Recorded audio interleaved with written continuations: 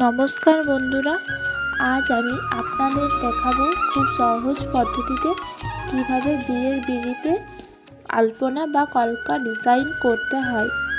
আমি প্রথমে সাদা কালার ব্যবহার করছি, এরপর বেস কালার হিসাবে লাল রং ব্যবহার করছি।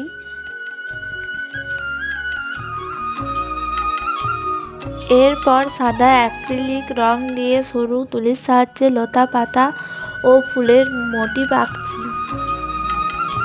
ডিজাইনটি শেষ হওয়ার পর এর স্থায়িত্ব বাড়াতে বার্নিশ ব্যবহার করতে হবে। তোমরা যারা আমার কাছে থেকে মাটির থালা বাসন, গাছকৌটো, কুলো, পানপাতা, বিয়ের পিঁড়ি সামগ্রী নিতে চাও, তারা আমার স্ক্রিনে দেওয়া নাম্বারের সাথে কন্ট্যাক্ট করতে পারো। আজকের মতো টাটা সবাইকে, দেখা হচ্ছে পরের কোনো ভিডিওতে।